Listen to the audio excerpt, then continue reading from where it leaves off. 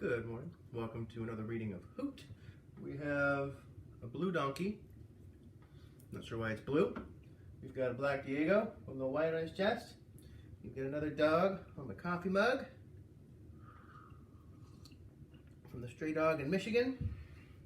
And we've got the biggest, fluffiest, coziest blanket I could find because it's snowing in April. So let's get back to our book. All right, chapter 19. I'm worried about the owls, Officer Delinko told Curly. What owls? Darkness had fallen on the construction site, and swallows were swooping back and forth, chasing mosquitoes. Tomorrow was the big day. Come on, I saw him with my own eyes, the patrolman said. Isn't there a way to, move him someplace safe? Curly said, Want my advice? Don't think about it. Put it out of your mind. It's what I do. I can't. That's the trouble. Curly jerked a thumb towards the trailer. You want to take a break? I rented the new Jackie Chan. Officer Delinko couldn't understand how the foreman could be so casual about burying the owl dens. He wondered if it was just a macho act. Did you tell them the birds were out here? He asked. Tell who? The Pancake Company. Maybe they don't know, Curly snorted. You kidding me? They know everything, he said. Look, it ain't our problem. If we wanted to, there's nothing we could do. Curly went off to his trailer while Officer Delinko resumed patrolling the grounds. Whenever he passed a burrow, he shined a flashlight inside but saw no owls. He hoped the birds had already sensed that something awful was about to happen and had flown away, though it seemed improbable. Shortly after midnight, Officer Delinko heard Curly come out and shout his name. The foreman claimed he'd been awakened by a noise like someone climbing the fence. With his gun drawn, the policeman searched the area thoroughly. He checked the roof of the trailer, underneath it too. All he found was a line of possums in the sand. A line of possum tracks in the sand. Sounded very big, much bigger than a possum, Curly said grumpily. Later, as Officer Delinko was retrieving his third thermos of coffee from the squad car, speaking of which, coffee time.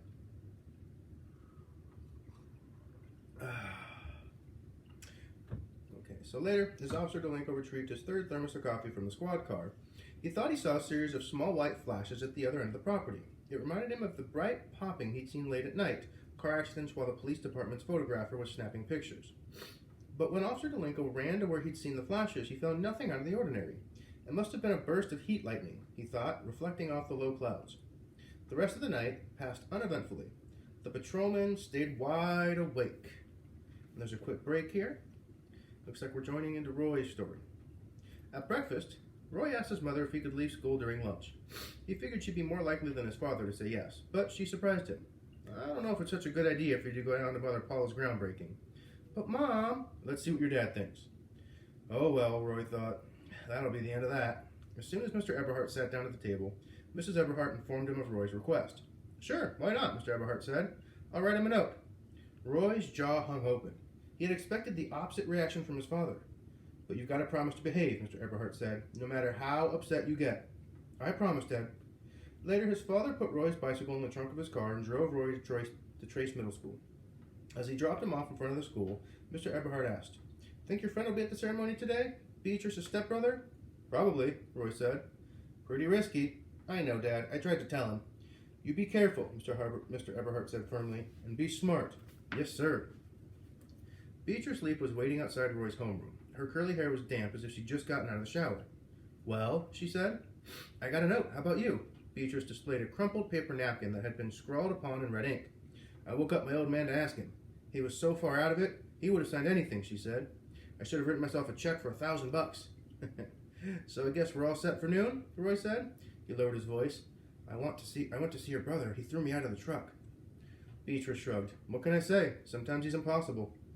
She fished in her purse and came out with a camera belonging to Roy's mother. He dropped this off at the house late last night, after Lon and Dad went to bed.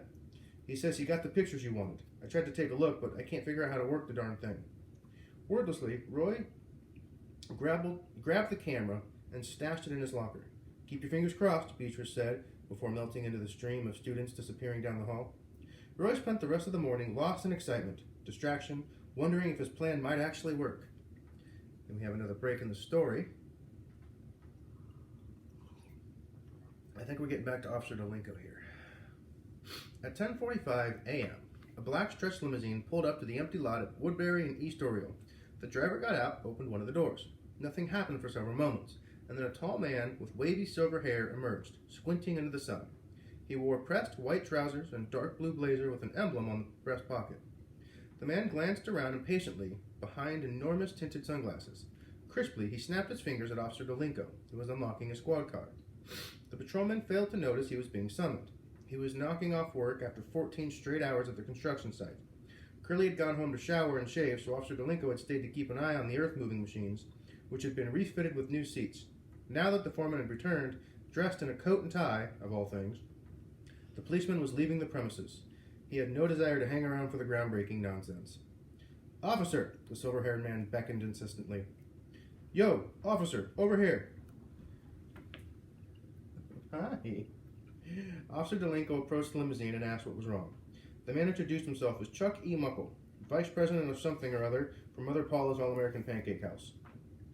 In a confidential tone, he added, "We need some discreet assistance here."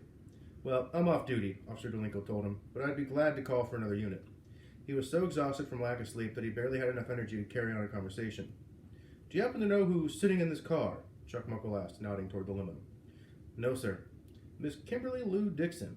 "That's nice," said Officer Dolinko blankly. "The Kimberly Lou Dixon? Well, what do you know?" Chuck Muckle thrust his ruddy face closer. "You've got no idea who I'm talking about, do you, officer?" "Not a clue, sir. Never heard of the lady." The company vice president rolled his eyes and proceeded to explain who Kimberly Lou Dixon was and why she traveled all the way from Beverly Hills, California to Coconut Cove, Florida. "And right this minute," Chuck Muckle said, "she rather urgently needs a powder room." "A powder room?" Officer Dolinko repeated quizzically. "A place to powder her nose? A place to freshen up?" Chuck Muckle erupted in exasperation.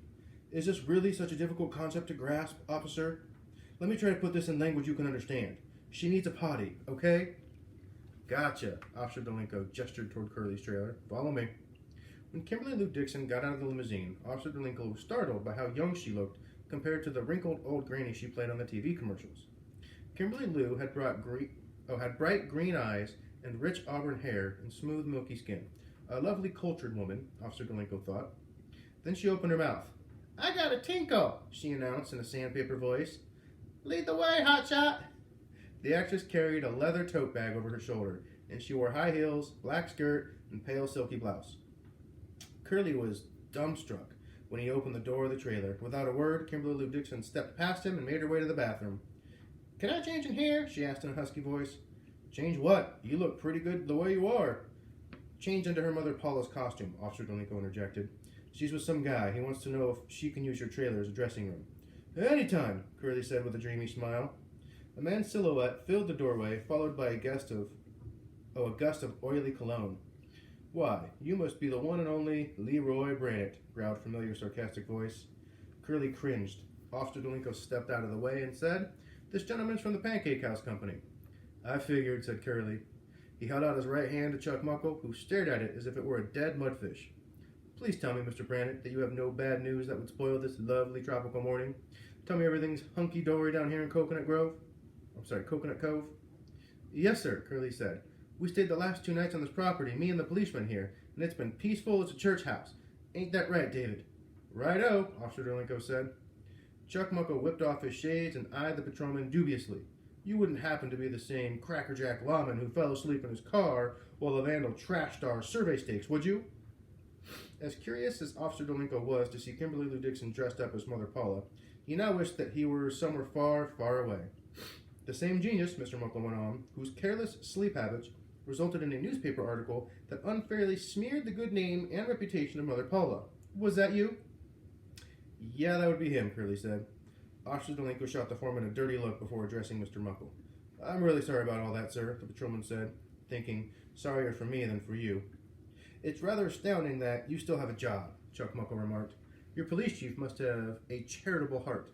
Either that or he's desperate for warm bodies." Curly finally came up with some positive to contribute. "Officer Dolinko was the one who helped me catch the burglar the other night." It was a shameless exaggeration of Curly's role in the capture of Dana Matherson, and Officer Dolinko was about to set the record straight when Kimberly Lou Dixon came rocketing out of the bathroom. "You've got, like, a major roach situation in here," she exclaimed. "They ain't no roaches, they crickets," Curly said. "I don't know why or where they came from. He elbowed his way past Officer Dolinko and Chuck Muckle and introduced himself to the actress. I'm the supervising engineer on this project, Miss Dixon, and I just want you to know that I've seen all your movies. All 2 of them, you mean? Kimberly Lou Dixon patted his shiny scalp. That's all right, Mr. Brandon. It's still a darling thing for you to say.